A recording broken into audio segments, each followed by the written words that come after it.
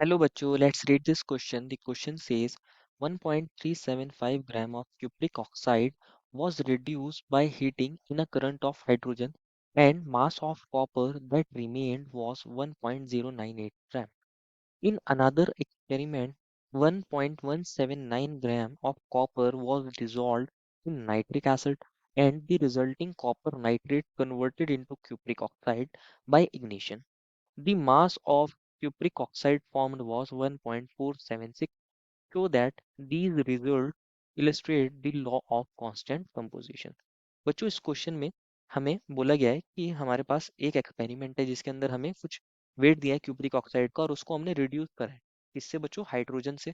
और उसके अंदर जब हमारे पास कॉपर फॉर्म हुआ है बच्चों रिड्यूस करने के बाद तो उसका वेट दिया है हमें 1.098 ग्राम। ये फर्स्ट एक्सपेरिमेंट है। सेकंड एक्सपेरिमेंट में क्या हुआ है कि हमने कॉपर को डिसॉल्व किया नाइट्रिक एसिड के अंदर और कॉपर नाइट्रेट का जो सॉल्यूशन बना है उसको हमने किसी तरह क्यूप्रिक ऑक्साइड के अंदर कन्वर्ट कर दिया बाय इग्निशन। तो हो क्या रहा है क्यूप्रिक ऑक्साइड फॉर्म हो रहा है। अब हमें दिया है कि क्यूप्रिक ऑक्साइड जो फॉर्म हुआ है उसका हमें वेट दिया है और स्टार्टिंग में कॉपर कितना था उसका वेट दिया है। तो ये सेकंड एक्सपेरिमेंट है। और बोला गया है कि हमारे पास जो दोनों एक्सपेरिमेंट है इसके अंदर law of constant composition follow होगा ऐसा आप शो करके दिखाइए। तो ठीक है बच्चों हम भी करके दिखाएंगे। तो फर्स्ट ऑफ ऑल बात करते हैं इस क्वेश्चन के की कंसेप्ट के बारे में। क्या होगा की कंसेप्ट इस क्वेश्चन का बच्चों? Law of constant composition. क्या होगा बच्चों? Law of constant composition. अब क्या होता है लॉ ऑफ कांस्टेंट कंपोजिशन इसको समझना है। लॉ ऑफ कांस्टेंट कंपोजिशन को बच्चों लॉ ऑफ डेफिनेट कंपोजिशन भी बोलते हैं। क्या बोलते हैं? लॉ ऑफ डेफिनेट कंपोजिशन भी बोलते हैं, लॉ ऑफ कांस्टेंट कंपोजिशन भी बोलते हैं, दोनों नाम इसके सही है। अभी हम समझते हैं लॉ ऑफ कांस्टेंट कंपोजिशन होता क्या है। बच्चों ये जो लॉ है ना हमें फ्रेंच केमिस्ट ने दिया था। एक फ्रेंच केमिस्ट थे उनका नाम था जोसेफ प्राउस्ट। क्या नाम था बच्चों? जोसेफ प्राउस्ट ने दिया था। जोसेफ प्राउस्ट ने दिया था। और क्या बोला है इन्होंने इस लॉ के बारे में अगर हम बात करें? जोसेफ प्राउस्ट ने ये लॉ दिया है और इन्होंने बताया है कि हमारे पास कोई भी केमिकल कंपाउंड होता है, a chemical compound always contains same elements combined together in same proportion by mass। समझते हैं इसका मतलब क्या है? A chemical compound always always contains always contains same elements same element same element combined together in same proportion by mass combined together in same proportion by mass। क्या कहता है ये लॉ इसको समझना है। Combined together in same proportion by mass. ये कहता है बच्चों कि अगर आपके पास कोई भी केमिकली कंपाउंड है केमिकल कंपाउंड तो उसके अंदर हमेशा सेम एलिमेंट्स होंगे। अगर एक कंपाउंड आपने फिक्स ले लिया एक कोई केमिकल कंपाउंड ले लिया तो उसके अंदर हमेशा एलिमेंट्स क्या होंगे सेम होंगे और वो एक दूसरे से कंबाइन करने के बाद बने होंगे और उनका जो प्रोपोर्शन होगा किस प्रोपोर्शन में बच्चों वो कंबाइन हुए हैं वो फिक्स होगा वो कांस्टेंट होगा बाय मास। कि उनका मास अगर आप मास चेक करते हो कि अगर आप एक बार एक कंपाउंड को लेते हो उसके अंदर आप मान लीजिए ए और बी दो हमारे पास क्या है उसके अंदर एलिमेंट्स है। मान लीजिए ए बी कोई कंपाउंड है और इसके अंदर एक एलिमेंट ए है और एक एलिमेंट बी है। एक एलिमेंट ए और एक एलिमेंट बी है। और मान लीजिए ए एलिमेंट जो है बच्चों वो 20% बाय मास है और बी एलिमेंट 80% बाय मास है। 80% बाय मास है। अगर आप दोबारा से इस कंपाउंड को देखोगे ना बच्चों तो इसके अंदर अगेन ए और बी ही एलिमेंट्स होंगे हमेशा एलिमेंट्स सेम रहते हैं। और इसके अंदर अगर आप दोबारा चेक करोगे तो 20% ही ए निकलेगा और 80% ही बी निकलेगा बाय मास। ये जो प्रोपोर्शनल है बाय मास ये जो इनका वेट है ये चेंज नहीं होता। ये एक डेफिनेट प्रोपोर्शनल के अंदर कंबाइन करते हैं और एक स्पेसिफिक केमिकल कंपाउंड की फॉर्मेशन करते हैं। इसी लॉ को बोलते हैं लॉ ऑफ डेफिनेट प्रोपोर्शनल या फिर लॉ ऑफ कांस्टेंट कंपोजिशन। क्या मतलब है इसका? कि कोई भी केमिकल कंपाउंड हो हमेशा उसके अंदर सेम एलिमेंट्स होंगे जो एक दूसरे से कंबाइन करने के बाद बने होंगे और उनके अंदर उनका जो मास का प्रोपोर्शन है वो सेम होगा। वो चेंज नहीं होता। This is known as law of constant composition और लॉ ऑफ डेफिनेट कंपोजिशन इसको बोलते हैं बच्चों। तो समझते हैं। हमारे पास इसको चेक भी कर सकते हैं। हमें फर्स्ट एक्सपेरिमेंट दिया है। अगर हम फर्स्ट एक्सपेरिमेंट की बात करें तो फर्स्ट एक्सपेरिमेंट के अंदर बोला है हमारे पास क्यूप्रिक ऑक्साइड है। कौन है बच्चों? क्यूप्रिक ऑक्साइड है तो इसको देखते हैं। Cupric oxide. क्यूप्रिक ऑक्साइड के अंदर कॉपर होगा और ऑक्सीजन होगी। क्यूप्रिक ऑक्साइड है बच्चों। तो इसके अंदर बोला गया है जो हमारे पास क्यूप्रिक ऑक्साइड है बच्चों इस क्यूप्रिक ऑक्साइड का हमें वेट दिया गया है। कितना वेट है बच्चों? 1.375 ग्राम। कितना है बच्चों? 1.375 ग्राम। क्यूप्रिक ऑक्साइड का वेट कितना है बच्चों? 1.375 ग्राम। ये हमें वेट दिया है। और बोला गया है कि हमने क्या किया था इसको? हमने इसको रिड्यूस कराया करंट ऑफ हाइड्रोजन से एंड बाद में हमारे पास कॉपर बच गया है रिमेन हुआ है और उसका वेट दिया है। कॉपर कितना लेफ्ट हुआ है? Copper left. अगर हम लिखना चाहें कॉपर लेफ्ट कि कितना कॉपर बचा है। Copper left. कॉपर लेफ्ट है 1.098 ग्राम। स्टार्टिंग में हमने क्यूप्रिक ऑक्साइड लिया था कितना बच्चों, 1.375 ग्राम, एंड बाद में हमारे पास कॉपर कितना बच गया, 1.098 ग्राम। 1.098 ग्राम। अब हमें क्यूप्रिक ऑक्साइड का वेट पता है जिसमें कॉपर और ऑक्सीजन थे, और किसका वेट पता है, कॉपर का भी पता है, खाली सिर्फ कॉपर का वेट पता है। तो ऑक्सीजन का वेट कितना होगा, ऑक्सीजन का अगर वेट निकालना चाहो कि क्यूप्रिक ऑक्साइड के अंदर ऑक्सीजन कितनी प्रेजेंट रही होगी, देयरफॉर ऑक्सीजन प्रेजेंट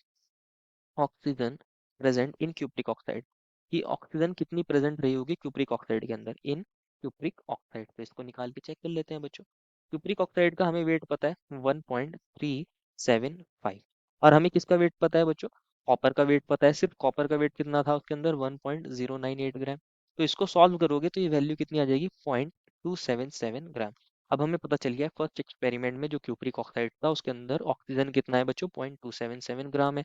तो आप इसको क्या निकाल लीजिए, परसेंटेज ऑफ ऑक्सीजन निकाल लीजिए इन क्यूप्रिक ऑक्साइड।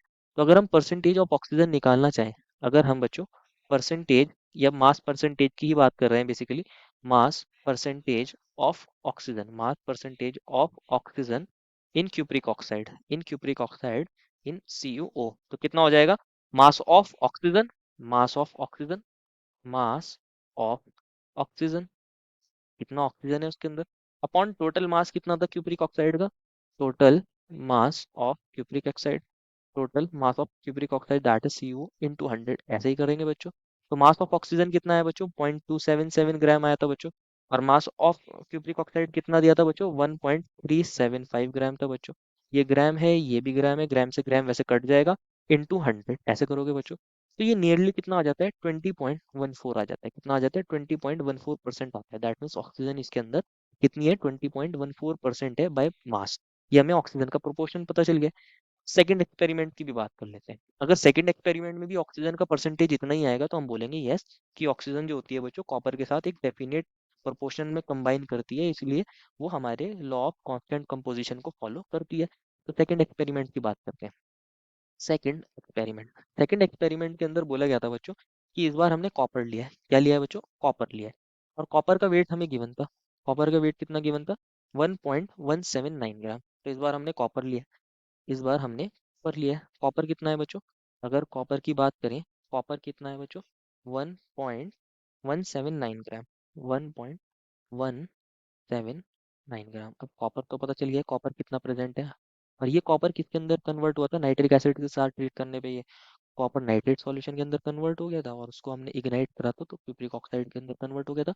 और क्यूप्रिक ऑक्साइड कितनी फॉर्म हुई थी बच्चों, 1.146, कितनी हुई थी, 1.476 ग्राम।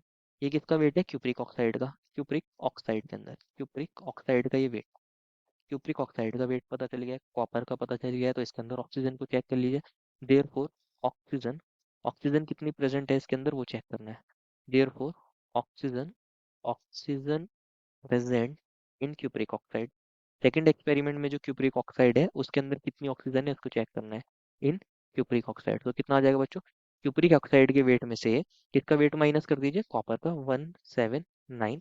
तो इसको अगर आप सॉल्व करते हो बच्चों, इसको अगर आप सॉल्व करते हो, आप 1.476 में से 1.179 ग्राम को माइनस करते हो, तो ये नियरली हमारे पास कितना आ जाता है, 0.297 ग्राम, कितना आ जाता है, 0.279 ग्राम। अब हमें ऑक्सीजन पता चल गया। अब इसके अंदर आप चेक कर लीजिए परसेंटेज ऑफ ऑक्सीजन कितना है। अगर मास परसेंटेज ऑफ ऑक्सीजन की बात करें, mass percentage of oxygen, of oxygen, और किसके अंदर चेक कर रहे हैं बच्चों, इन क्यूप्रिक ऑक्साइड, ये सेकंड एक्सपेरिमेंट वाला क्यूप्रिक ऑक्साइड है। तो इसका फॉर्मूला क्या होगा, mass of oxygen, mass of upon mass of cupric oxide into 100। तो इस बार हम डायरेक्ट अप्लाई कर देते हैं, मास ऑफ ऑक्सीजन कितना आया था बच्चों हमारे पास, 0.297 ग्राम, 0.297 ग्राम। और मास ऑफ क्यूप्रिक ऑक्साइड कितना है बच्चों, मास ऑफ क्यूप्रिक ऑक्साइड है बच्चों 1.476, तो ये आएगा 1.476 ग्राम इंटू 100, तो ग्राम से ग्राम कट जाएगा।